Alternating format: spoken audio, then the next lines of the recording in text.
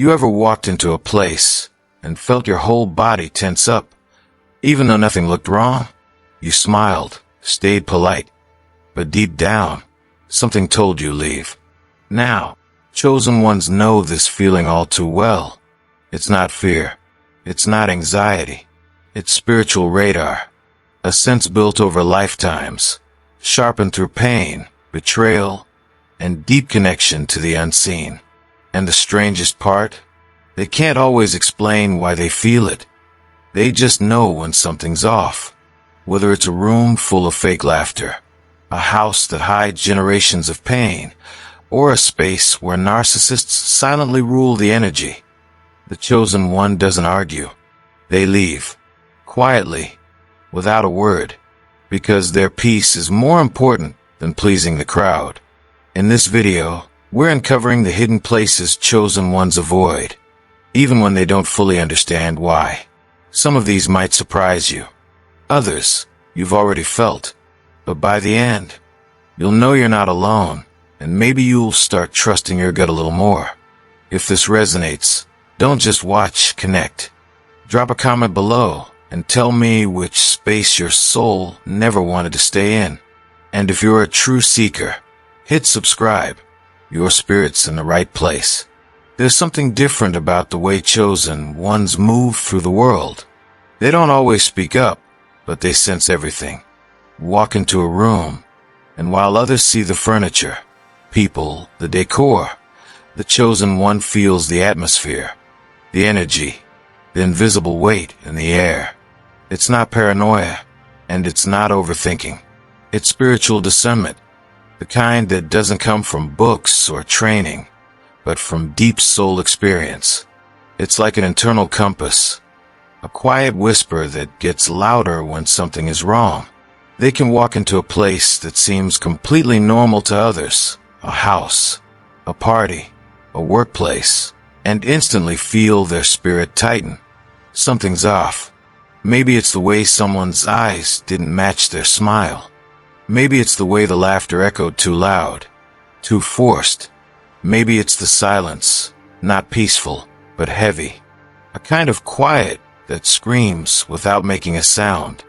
And in that moment, even if they can't explain it, the chosen one knows this place isn't safe. They don't need proof. Their body already knows. The shift in breath, the sudden urge to step back, the discomfort sitting in their chest. It's all part of how their spirit speaks. Most people ignore these signs. They push past the discomfort. They try to be polite. But chosen ones have learned the hard way that ignoring these feelings leads to pain. They've stayed too long before. They've tried to be nice. They've silenced their instincts for the sake of fitting in, not causing a scene, or avoiding judgment. And every time, they paid a price. Whether it was emotional exhaustion, spiritual disconnection, or a situation that spiraled out of control, they learned that walking away early is not weakness, it's wisdom. That's why today, when that subtle alarm goes off inside, they listen. They don't argue. They don't try to explain it away.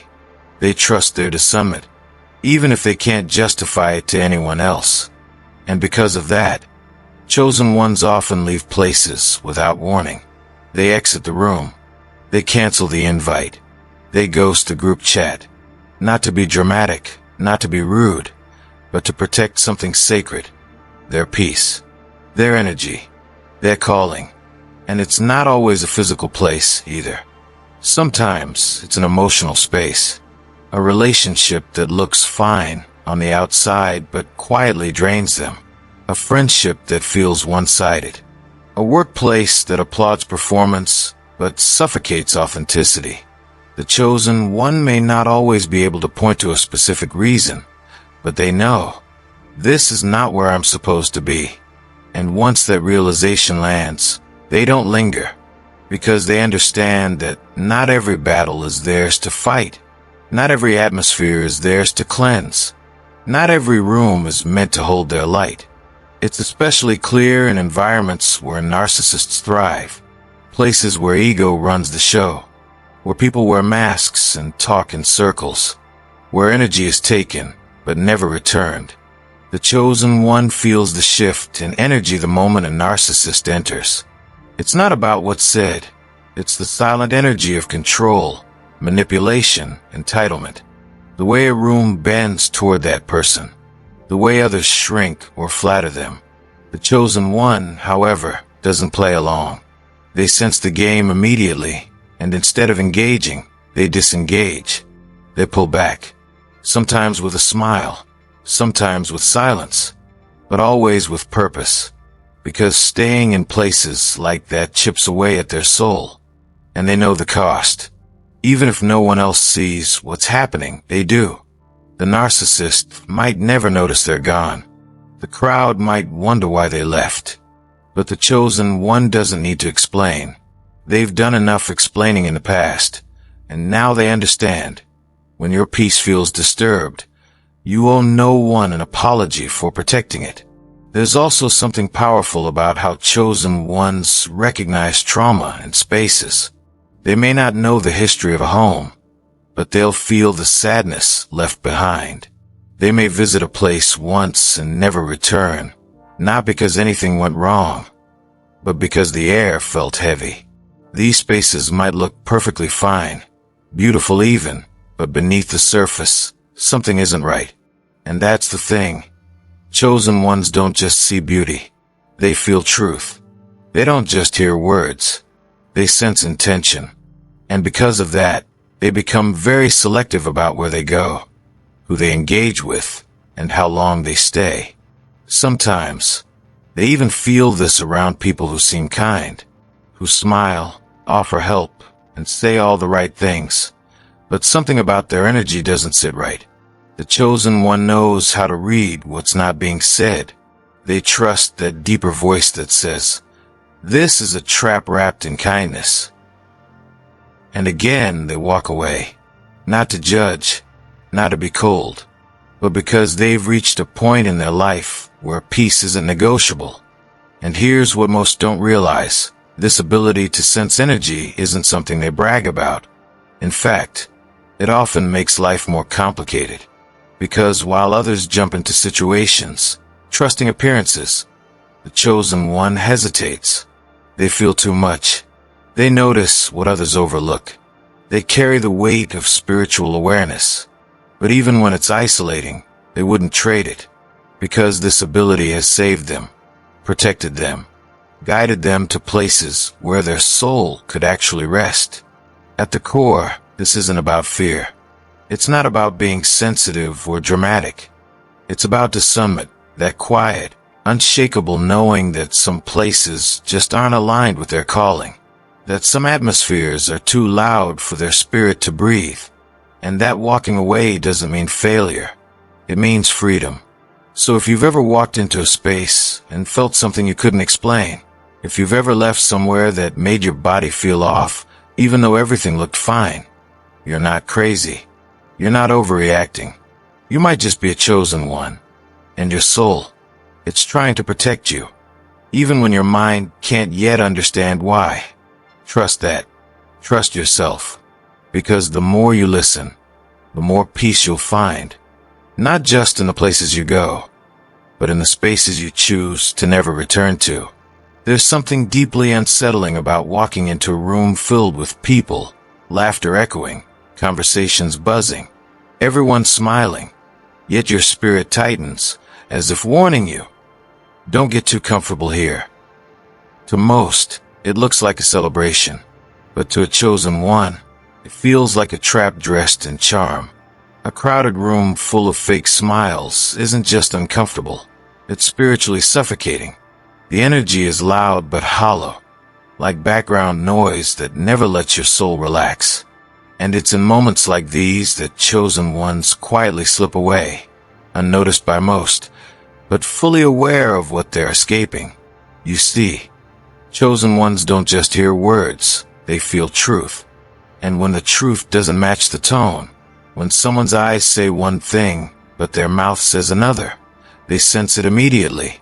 They can feel when someone's compliment is laced with envy, when the group laughter is forced, when everyone's performing, pretending to like each other, pretending to be okay, pretending to be authentic. That's the kind of space that makes their skin crawl, even if nothing bad is happening. Because to a chosen one, energy never lies. And this sensitivity isn't always convenient. It makes gatherings exhausting. It makes blending and feel impossible. While others can mingle and engage in surface-level conversation, the chosen one feels like a soul trapped in a room full of masks. They hear the subtext in every word. They notice the hidden glances, the subtle power plays, the performative kindness. It's not that they're looking for drama. They're not. In fact, they're often the most peaceful person in the room. But that peace comes from clarity, from seeing things as they are, not as they're portrayed. And when that clarity exposes a room full of spiritual noise and hidden agendas, they simply can't stay. It's not pride. It's not judgment. It's protection. Chosen ones have usually spent years, even decades, trying to make themselves small in these rooms, trying to smile back, trying to fit in. But after enough betrayal, enough spiritual burnout, enough encounters with people who only smile to get close, and then strike when it's quiet, they learn to trust what their spirit says first. And their spirit doesn't speak in words. It speaks in chills, in gut feelings, in the sudden urge to be alone, in the overwhelming desire to leave without explanation. So now they don't wait for proof. They don't need someone to show their true colors. They leave before the mask even slips, because they've learned something powerful. Just because a room is full doesn't mean it's nourishing. Just because people are laughing doesn't mean joy is present. And just because everyone seems to like you doesn't mean they respect you. Chosen ones are often magnetizing. The light attracts people easily, but that light can also draw those who want to use it, dim it, or steal it. That's why these fake smile spaces are so dangerous. They are full of people who don't hate you outright, but don't love you genuinely either. They admire your energy, but secretly compete with it. They welcome your presence, but only to extract from it. They clap when you speak, but quietly hope you fail. The chosen one feels all of this, sometimes too much, and that's why their presence in crowded, surface-level spaces is usually short-lived. Not because they're antisocial, but because they crave truth, depth, peace, realness. And those things don't exist in places where everyone's trying to be someone they're not. These spaces leave them spiritually starved. There's also something else no one talks about. How much effort it takes to pretend not to notice when you're spiritually awake. To act like you don't sense the tension. To stay in a room where you feel the energy clashing behind the smiles. It's exhausting.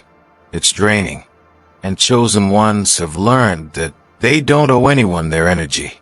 They no longer feel guilty for walking away from family gatherings, workplace parties, or even friend groups where the vibe feels wrong. They don't always explain. They don't always announce it. They just fade out for their own peace, not for attention. And while others might label them as too sensitive, or too quiet, or too distant, what's really happening is spiritual self-preservation.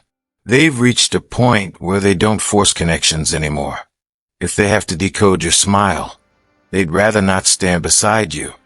If they have to wonder whether your kindness is genuine, they'll keep their distance. Because the cost of being in fake spaces is too high. It costs them clarity, energy, and sometimes even alignment with their higher purpose. It's also worth noting that many chosen ones grew up in environments where fake smiles were the norm. They learned early to read between the lines, to feel what wasn't being said. Maybe they grew up in a home where abuse was hidden behind politeness. Maybe they saw betrayal dressed up as support. Whatever the case, they became experts at sensing what others ignore. So when they walk into a room years later and feel that same old pattern, masked energy, twisted intention, smiling faces hiding sharp words, they leave, not to run, but to refuse repeating what they already healed from. These experiences build a quiet strength in chosen ones, a kind of calm confidence. They don't need to prove anything. They don't need to expose anyone. They just choose peace, again and again. And if that means being misunderstood, so be it. If that means losing people who only connected with the version of them that tolerated fake spaces, so be it. Because at this stage in their journey, authenticity isn't just a preference, it's a boundary. They don't fake their light, and they won't sit where darkness hides behind grins. So next time you see someone quietly leaving the room while everyone else is having a great time, don't assume they're shy or antisocial. They might just be the only one awake enough to feel what's really going on. Chosen ones don't leave because they're weak. They leave because they're strong enough to trust their inner warning before it turns into a lesson. They're not rejecting people, they're protecting peace. And in a world full of noise, that's a gift not many have the courage to choose. There's a certain kind of silence chosen ones carry when they walk away from narcissistic environments. Not the silence of fear, but the silence of understanding. They've seen enough, felt enough, and healed enough to know that trying to expose a narcissist is like shouting into the wind. It drains you, and it changes nothing. So instead of engaging in battle, instead of staying to prove a point or reveal the truth, the chosen one simply leaves. Quietly, calmly, without needing to justify a thing. Because deep inside they know their soul doesn't belong in places where ego is worshipped, manipulation is normalized, and truth is twisted into convenience. Chosen ones are not afraid of confrontation. They just choose their battles wisely. And narcissist-infested spaces, those are not worth the fight. Why? Because narcissists don't seek truth. They seek control. They don't want real connection. They want admiration. They twist stories, gaslight realities, and hide behind charm. The chosen one sees through all of it. They don't need time to figure it out. They may not always understand how they know, but they feel the spiritual weight the moment a narcissist enters the room. The air changes. The energy becomes sharp. The atmosphere starts to center around the narcissist's need for attention, validation, or control. And no matter how subtle it is, the chosen one feels it. They've been through it before. The long, painful cycles of trying to help, trying to explain, trying to fix things. They've played that role.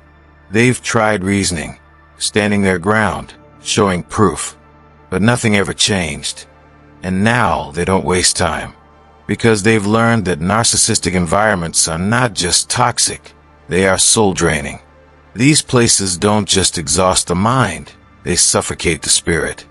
Whether it's a household ruled by emotional manipulation, a workplace dominated by ego, or a social circle built around competition and gossip, the chosen one doesn't stay long. Not because they're fragile, but because they've grown too spiritually grounded to tolerate environments where their authenticity is a threat. What's painful is that these environments often disguise themselves well. Narcissists rarely show their true colors at first. They come in charming, supportive, maybe even spiritual. But chosen ones can sense the deeper vibration beneath the surface. The performance, the hunger for praise, the subtle digs, the need to always be right. The way conversations always circle back to them. And more than that, the way these people try to dim the light of others just to make theirs seem brighter. At first, the chosen one might give the benefit of the doubt. They're compassionate by nature. They want to believe in the best of people. But when patterns start repeating, when energy feels consistently heavy, when conversations feel more like traps than connections, they stop trying to rationalize it. They let go. Because they've learned, when you argue with a narcissist, you don't just lose the argument, you lose your peace. And chosen ones value peace more than being right. So instead of exposing the narcissist, they exit. They don't announce it. They don't create scenes. They just step back. They disappear from the room, the conversation, the dynamic. And sometimes this confuses others. People might ask why they've changed, why they've become distant, why they're not as available anymore. But the chosen one doesn't explain. Not because they're cold, but because they've healed enough to know that some explanations fall on deaf ears, and some people don't want truth. They want comfort. They want their illusions protected. The narcissist depends on that. And here's what makes narcissist-infested environments so damaging for chosen ones. It's not just what's said, it's what's felt. These places are often filled with subtle spiritual warfare. Smiles that hide envy. Praise that comes with strings. Conversations that leave you doubting your own intuition. And for someone as spiritually tuned in as a chosen one, it becomes unbearable. They start feeling anxious without knowing why. Tired after every interaction. Disconnected from themselves. And eventually, their soul speaks louder than any excuse their mind can make. This is not where you belong. And they listen. They may leave a job that pays well but is run by controlling, gaslighting leadership. They may walk away from a family member who constantly belittles them while smiling through their teeth. They may distance themselves from a friend who always seems to need them, only to turn cold when the spotlight isn't on them. In each case, the chosen one isn't being dramatic. They're being obedient to their spirit. They know the cost of staying in a place where their light is resented, where their peace is under attack, where their voice is twisted and their heart is drained. One of the most freeing things a chosen one learns is that not all battles are theirs to fight. Some rooms are meant to be changed. They're meant to be exited. Some people won't wake up, no matter how much light you show them. And some environments are set up to keep you stuck in a cycle of proving yourself, defending yourself, or explaining yourself to people who have no intention of ever understanding you. And so, with wisdom, they leave. They leave because they've tasted peace, because they've learned the difference between spiritual connection and emotional chaos, because they'd rather be alone in truth than surrounded in performance. And yes, sometimes it hurts. Sometimes it means losing people they once cared about. Sometimes it means walking away without closure. But they trust that protecting their energy is more important than preserving appearances. They know that they weren't sent here to constantly survive. They were called to thrive. And that can't happen in places poisoned by narcissistic control. So no, chosen ones don't argue. They don't fight for a seat at a table built on ego. They don't waste time trying to convince narcissists of their worth. They've outgrown that cycle. Now, they let the silence speak. Now, they let their absence say what words never could. And in doing so, they reclaim their power, their peace, and their divine alignment. Because in the end, walking away isn't a retreat, it's a return. A return to self. A return to truth. A return to the kind of energy they were always meant to protect and be protected by. And that kind of quiet strength, it speaks volumes. Sometimes you're in a conversation that looks normal on the outside, maybe even pleasant. The person is smiling. The setting is calm. But suddenly, something inside you just shifts. It's hard to describe. The words start to feel heavier. The tone begins to twist. You're not just hearing someone speak. You're feeling your energy being pulled, chipped away, piece by piece. That's what happens to chosen ones in draining conversations. They don't just hear words, they feel them. This isn't about being sensitive. It's not about being rude or avoiding conflict. It's something deeper. It's soul preservation. Chosen ones can pick up on the frequency behind the language. They can tell when someone's speaking from pain, pride, jealousy, or manipulation. Even if the surface-level words sound polite, the spirit doesn't lie. And when that inner radar starts flashing red, they know it's time to go. No dramatic exit. No big confrontation. Just a calm, quiet departure. because they've learned that trying to argue with a draining spirit is like pouring light into a black hole. Many of these conversations come dressed in disguise. It could be a friend venting, but instead of seeking support, they just want to dump emotional chaos on someone. It could be a family member who speaks in constant judgment and passive-aggressive digs, hidden behind smiles and concern. Or it might be someone playing the victim, constantly pulling the chosen one into their emotional mess, expecting them to be a savior over and over again. The chosen one doesn't fall for the performance. They may nod, stay silent, and appear calm, but inside, they're scanning for truth. And the moment they sense manipulation, hidden ego, or spiritual darkness trying to hook into their light, they're out. Not to be cruel, but because they know what it costs them to stay. Their peace, their balance, their light. They've learned, often the hard way, that staying in the wrong conversation too long can spiritually exhaust them. It's not just about being tired. It's a deep spiritual fatigue. Afterward, they'll feel drained for hours or even days. Their clarity dims. Their mood sinks. Their creativity vanishes. That's how powerful words are. That's how much influence energy has. And so, walking away, mid-sentence, mid-call, or even just emotionally detaching while still physically present, becomes an act of spiritual self-defense. They've been called too distant, cold, unbothered. But the truth is, they've just become wise. They know when someone is feeding off their spirit. They know when a conversation isn't meant to enlighten or uplift, but to confuse, control, or extract. And they refuse to play that role anymore. This doesn't mean they avoid hard conversations. On the contrary, chosen ones are often the most honest, raw, and courageous voices in a room. But they need truth. They need sincerity.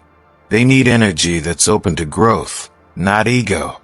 When they sense those ingredients are missing, when words are being used like weapons, or tools to manipulate, or shields to hide from real connection, they shut down, quietly, without fuss.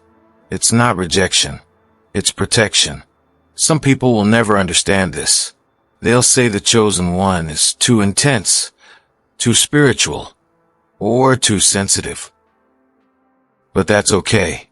The chosen one doesn't explain anymore. They don't try to prove why they walked away. They've learned to trust their own intuition more than anyone's judgment. And when something, even a simple conversation, starts to threaten their peace, their clarity, or their connection to the divine, they walk. Because not every battle is meant to be fought. Some are meant to be left behind. Not every word deserves a response. Some just need silence. And not every connection is meant to be kept. Some were sent only to remind you of who you're not. So the next time you find yourself in a conversation that feels like it's dimming your light, pause. Breathe. Ask yourself, am I being heard or harvested? If the energy feels off, if the words feel like hooks instead of bridges, you don't owe anyone your light. You don't have to stay and shine for those who only want to stand in your glow while feeding off your warmth. Leave, even if it's mid-sentence, even if they don't understand, because the ones meant for your journey will speak with light, listen with care, and connect without draining. And you, chosen one, deserve to keep your light burning for the purpose it was given, not for the ones trying to steal it. There's something deeply unsettling about spaces where ego leads and truth is treated like an unwanted guest. The chosen one feels it immediately, a heavy air, a subtle tightness in the chest, a quiet warning in the soul. It's not always obvious on the surface. The room might look polished. The people might speak well. But underneath, there's a vibration that betrays the performance. In these rooms, it's all about who has the most, who knows the most, who appears to be the strongest. But no one is real. No one dares to say what's actually going on. And that silence, that collective agreement to pretend, is exactly what drives the chosen one away. They don't raise their voice. They don't try to shake the table. They simply feel the disconnect and excuse themselves without explanation. Because for them, truth isn't optional, it's oxygen. And in places where truth is suffocated under layers of image, pride, and masked intentions, they can't breathe. They notice the way everyone waits for someone important to speak before they agree. They see how honesty is laughed off as too intense or too much. And they realize quickly, this isn't a place for depth. This is a theater, a game of appearances. And the chosen one didn't come here to play. Their soul hungers for something real, real connection, real energy, real presence. So when they find themselves in a room ruled by ego, where people compete instead of connect, they feel like a stranger on foreign land. Even if no one says a word to offend them, even if they're treated with smiles and surface-level kindness, something in their spirit just knows, this isn't it. This isn't safe. This isn't true. And no matter how well decorated the space or how influential the crowd, the chosen one quietly gathers their energy and leaves. Some may wonder why they suddenly go quiet. Others may feel offended by the distance. But the chosen one isn't trying to be rude or dramatic. They're just listening to something deeper, a whisper from their higher self, a signal from beyond the surface. Because to stay in spaces where ego reigns is to slowly dim their own light. It's to shrink, to suppress, to pretend. And they've spent too many lifetimes doing that. They know the cost. They know that peace can't be found in rooms where the truth is unwelcome. And so they go. No big exit. No need to explain. Just a quiet decision to honor what they feel. Because that inner nudge, that sacred discomfort, it never lies. And with time, they've learned to trust it more than any title, any compliment, or any invitation to belong. The world may chase platforms, validation, and the spotlight, but the chosen one has one simple rule. If they have to lose their truth to stay, they'll leave every single time. They walk in, and everything looks normal. The furniture is neatly placed, the walls freshly painted, maybe even a soft candle burning in the corner, but something doesn't sit right. They can't explain it logically, but the air carries a strange weight, a heaviness that has nothing to do with furniture and everything to do with memory. It's not their memory, yet their body tenses like it remembers something. Their spirit whispers warnings that make no sense to the mind, but all the sense to the soul. That's what happens when a chosen one enters a home still echoing with the silent screams of unhealed generations, the arguments that were never resolved, the grief that was never expressed, the secrets that were buried so deep they began to rot beneath the floorboards. They may not know the family history, but their nervous system does. Their skin prickles at certain corners of the house. Their breath catches in a room that looks perfectly fine. Their thoughts feel foggy, almost like they've stepped into someone else's sadness. They try to shake it off, but the energy clings to them like smoke. And they realize this home is carrying a pain that's been passed down, unnoticed, but deeply felt. They see how people in the house speak politely, but avoid eye contact when it matters. They notice how laughter here feels rehearsed, and silence feels like a wall. There's a strange rhythm in the air, the kind that happens when everyone is walking on eggshells around wounds no one wants to name. And even if no one says it, the chosen one senses the truth.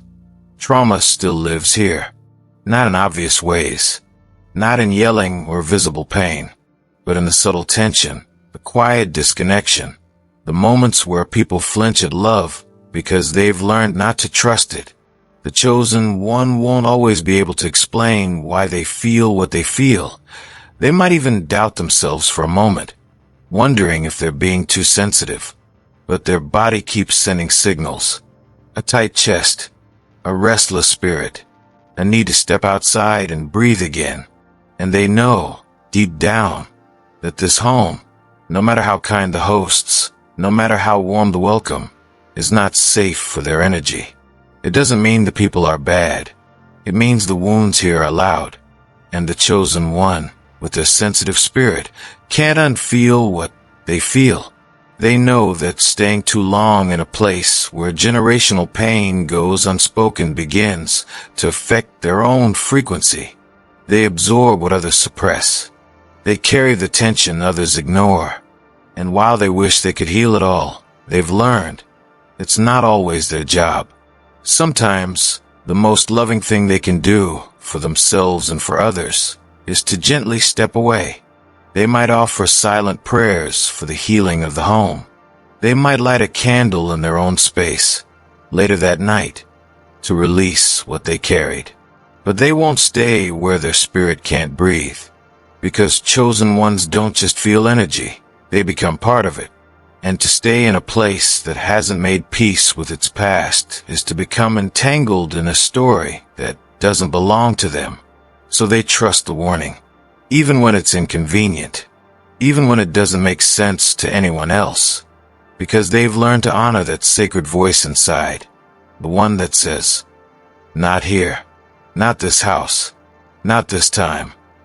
And they leave quietly, with compassion in their heart, because they're not judging, they're just protecting their light, protecting their peace, protecting their purpose. And if someone ever asks why they didn't stay longer, they'll simply smile and say something polite. But deep inside, they'll know the truth. The spirit felt something no one else dared to speak, and they listened.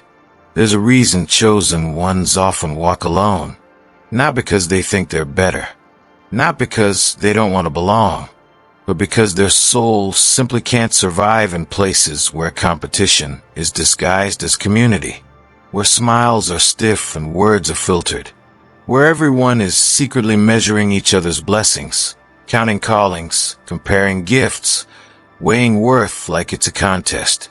That's not connection. That's spiritual warfare in disguise. And the chosen one feels it immediately. They sit quietly in a room, a church, a group, a so-called circle of light. But the energy tells the truth. It always does. People aren't really present. They're watching, scanning, judging, whispering through glances. The spirit of comparison has entered the room, and when it does, judgment is never far behind. You can feel it when someone compliments you, but it doesn't feel genuine. When people clap, but only because others are clapping. When someone shares something vulnerable, and the room goes quiet, not with empathy, but with discomfort. There's no spirit of God in a place where authenticity is feared. Chosen ones notice everything. The shift in energy, the tightness behind the praise, the quiet envy that no one will admit. And slowly, their spirit starts to close up, not out of fear, but out of wisdom, because they've been here before. They've stood in rooms where they were celebrated until they shined too brightly, where they were welcomed until their truth made others uncomfortable, where they were loved until they could no longer be controlled. And so now they know. Trust energy, not words. Comparison is a poison, slow, silent, and deeply spiritual. It doesn't just hurt the one being compared. It corrodes the soul of the one doing the comparing. It turns potential friends into quiet rivals. It turns safe spaces into stages. And in the presence of that spirit, the chosen one's gifts cannot breathe, because their purpose was never to perform. Their light was never meant to compete. It was meant to heal. But you can't heal where people secretly hope you fail. You can't grow where people are too busy proving they're better. So the chosen one walks out, not in anger, not in drama, just quietly, softly, with peace, because they've learned sacred spaces aren't built with walls and stained glass. They're built with truth, with vulnerability, with people who see each other, not as threats, but as reflections of God's grace. And if that space doesn't exist, they create it in their own home, in quiet corners, in one-on-one conversations that feel like prayer. They'd rather sit with one soul who's real than 100 who are pretending. They'd rather be misunderstood in solitude than praised in a room full of masks. And that's why they are set apart. Not better, but braver. Braver to walk alone than shrink to fit in. Braver to choose depth over display. Braver to say, "This doesn't feel right," even when everyone else stays. So if you ever wonder why the chosen one avoids certain gatherings, churches, or groups, it's not rebellion. It's reverence. Reverence for their energy. Reverence for God's voice within them. Reverence for spaces where love isn't earned, it's offered. Where wisdom isn't a weapon, it's a gift. Where we don't climb over each other to be seen. We sit beside each other to be known. The chosen ones are not here to compete. They're here to connect, to restore, to remind. And that work can only be done where the spirit of comparison has been cast out, where judgment is replaced with grace, where success is not intimidating, it's inspiring. Until then, they'll keep their distance, not out of pride, but protection, because they know the truth. What surrounds you shapes you, and they refuse to be shaped by anything less than love. There's something silently soul-crushing about being in a space where you're merely tolerated, not cherished, not seen, not celebrated. Chosen ones know this feeling instantly. It doesn't scream at them. It whispers. It's that subtle shift in energy when their presence is met with politeness, but not warmth. When smiles are stretched thin and words are careful, calculated, and empty. On the surface, everything might seem fine, even friendly, but under the surface, they feel the truth. You're not really wanted here. Maybe it's a family gathering where no one really listens to their truth. Maybe it's a workplace where their ideas are praised in public, then stolen in silence. Or maybe it's a social group that only invites them out of habit, not heart. Chosen ones aren't needy for attention or validation, far from it. They've spent most of their lives walking alone. But what they will never settle for is being in spaces where they must dim their light just to make others feel comfortable. That's the quiet poison they sense, the need to shrink, to apologize for being sensitive, intuitive, or honest. These places often cloak themselves in fake acceptance. People may say, "Of course you're welcome here." But energy doesn't lie, and chosen ones have been burned too many times to ignore it. They've learned the difference between someone who invites them out of duty and someone who truly delights in their presence. And when that realization comes, even if it's soft and unspoken, they leave, gracefully, without causing a scene, without explaining themselves, without needing anyone to understand why. Because deep down, they already know they don't belong where they have to fight to be understood.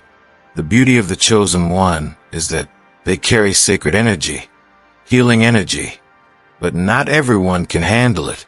Some people would rather tolerate them at arm's length than actually see the truth they bring. It makes others uncomfortable. It shines a light on insecurities, egos, and facades. And so, instead of celebrating the chosen one, these spaces just endure them. But that's no place for a soul who's been called to more. That's no place for someone who carries light in a dark world. So when they sense it, when the laughter feels hollow, when the hugs feel stiff, when the compliments feel coated in jealousy, they trust that feeling. They know that staying would only cost them peace. It would drain their spirit, dim their voice, and twist their energy. And no amount of politeness is worth that. So they move on, silently, because chosen ones know that the world is wide, and there are spaces out there where they are not just allowed to be themselves, but welcomed for it, where people don't just tolerate their light, they bask in it, where their truth isn't too intense, but respected, where their wisdom isn't threatening, but honored. They may not always know where those places are at first, but they trust that walking away from what doesn't feel right will always lead them closer to what is. That's the quiet power of a chosen one.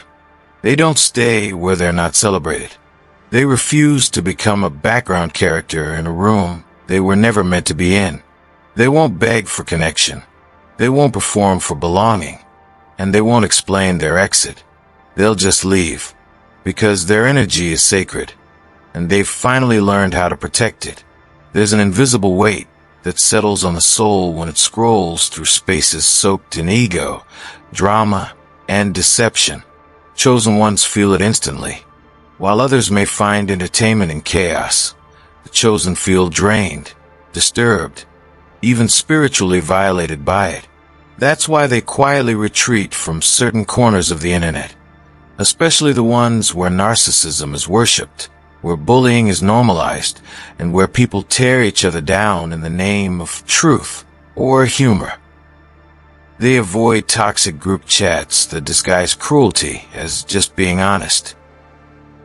They leave behind online spaces where the loudest voices always seem to mock, manipulate, or dominate, where attention is currency and empathy is a weakness.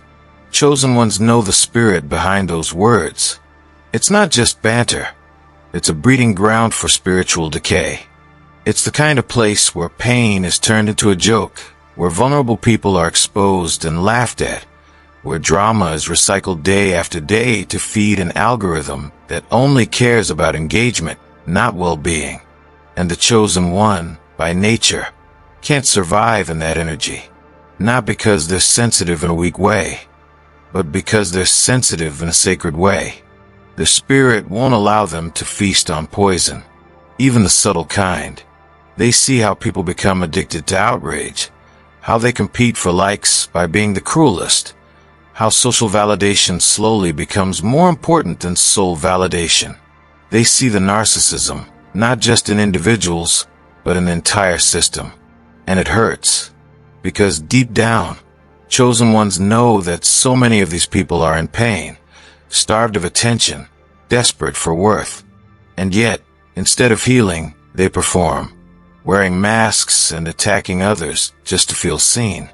Chosen ones don't judge that pain, but they also refuse to stay in it. They understand that energy is contagious, and spending too much time in these dark corners starts to reshape your spirit. You begin to think like them, react like them, doubt like them, and that's too high a price for a soul that's been called to rise. That's why they walk away, not in anger, not in bitterness, but in quiet preservation. They log off without announcing it. They leave the chat without explanation. They unfollow, mute, and block not because they're weak, but because they're wise. They choose peace over popularity, depth over drama, healing over hype. And while others may say, it's just the internet, chosen ones know better. They know that energy doesn't need a physical room to affect your spirit. Digital toxicity is just as real, just as damaging. So they build sacred boundaries. They create digital sanctuaries. They choose to follow pages that uplift, not tear down. Voices that challenge with compassion, not cruelty. Communities where truth and love walk hand in hand, not where one is used as an excuse to kill the other. Because the chosen one wasn't made to consume chaos. They were made to carry clarity. Their presence, even online, is sacred. So they protect it, even if it means walking alone in the algorithms, even if it means being misunderstood, even if it means deleting what the world says is necessary just to protect what God says is eternal. They may not post often. They may not comment loudly, but their silence is powerful because it speaks of a spirit that refuses to dance with dysfunction. In a world where attention is everything, chosen ones are learning to reclaim their gaze, their time, their peace. And in doing so, they remind the rest of us, not every space deserves access to your spirit. Not every chat deserves your voice. And not every platform deserves your presence. Protect it, because your energy is holy. There's a kind of place that shines so bright on the outside. The buildings gleam. The voices are loud. The words are inspiring. The people are polished. And yet, the moment a chosen one steps in, their soul begins to ache. They sense it. They always do. The spiritual emptiness hiding behind the success. The atmosphere is thick with performance. People are smiling, but not seen. Talking, but not listening. Achieving, but not aligning. It looks like abundance, but it feels like starvation. These are the successful places the world celebrates. Big numbers, big names, big platforms. But to the chosen one, it's a glittering graveyard. A place where truth suffocates under image. Where hearts are traded for hustle. Where connection is replaced with competition, and the spirit is edited out for something more palatable. Chosen ones see through it immediately. They feel it in their bodies, the tightening in the chest, the quiet panic in their spirit. It's not nerves. It's a warning. High energy, low soul. Loud praise, but no presence. Excitement without depth. Movement without meaning. And to the chosen, that's not life. It's slow spiritual death. So they retreat. They walk out quietly. Sometimes even while the applause is still ringing. Not because they're judgmental, but because they're discerning. Their soul doesn't care about surface anymore. They're done clapping for things that starve their spirit. They'd rather sit in a silent room with God than be in a palace that makes him feel far away. They'd rather be unknown than celebrated in a space that requires them to shrink, fake, or hide. You see, chosen ones have already died once. Maybe not physically, but spiritually. They've already been through the dark night of the soul. They've already known what it feels like to be empty. So they made a vow with heaven. Never again. Never again will they sacrifice peace for popularity. Never again will they stay where the spirit has left just because everyone else seems excited. Never again will they trade depth for decoration, presence for performance, truth for applause. And that's why they often confuse others. Because they leave places most people would die to enter. They walk away from positions people envy. They step down from platforms others dream of. Not out of rebellion, but out of reverence. Reverence for their own soul. Because the chosen know something the world keeps forgetting. Not everything that glitters is divine. Not everything that grows is God. Not every stage is sacred. Some are simply distractions. Beautifully wrapped invitations to lose yourself. And the chosen one knows how dangerous that can be. They've tasted the cost of pretending. They've worn the mask until it nearly became their face. They've said yes when their spirit screamed no. And it broke them. But that breaking birthed wisdom. And now they recognize the signs. The overly curated messages. The worship of image. The subtle mocking of the meek. The shallow talk dressed up as positivity. The spirit of hustle disguised as purpose. It all stinks to them now, no matter how sweetly it's packaged. And so, while others are running toward the lights, the chosen one quietly slips into the shadows. Not because they hate success, but because they crave substance. They know what it's like to be in a place where your spirit can't breathe. Where your discernment has to go numb just to survive. Where your soul is slowly sedated by hype, lights, and hollow affirmation. That's why they protect their atmosphere. Ruthlessly. They ask deeper questions now. Is God here? Do I feel peace here? Can I be real here? If the answer is no, they won't stay. No matter the opportunity, no matter the promise, no matter the praise. They've seen how seductive empty success can be. How it whispers to your ego while killing your soul. How it lifts your name while stripping your truth. They've seen people lose their essence in the name of platform. And the chosen refuse to join that parade. Because to them, presence is the only platform that matters. If God's not in it, they don't want it. If peace doesn't flow through it, They don't trust it. If love isn't the foundation, they won't build on it. And yes, sometimes that means being alone, sitting in quiet spaces while others shine, being overlooked, misunderstood, even mocked. But to the chosen one, that silence is sacred. That solitude is sanctuary. They're not chasing spotlight anymore. They're chasing stillness, the kind that only comes from being fully aligned with their spirit. They'd rather cry in an honest corner than laugh on a fake stage. They'd rather be broken but real than successful and soulless.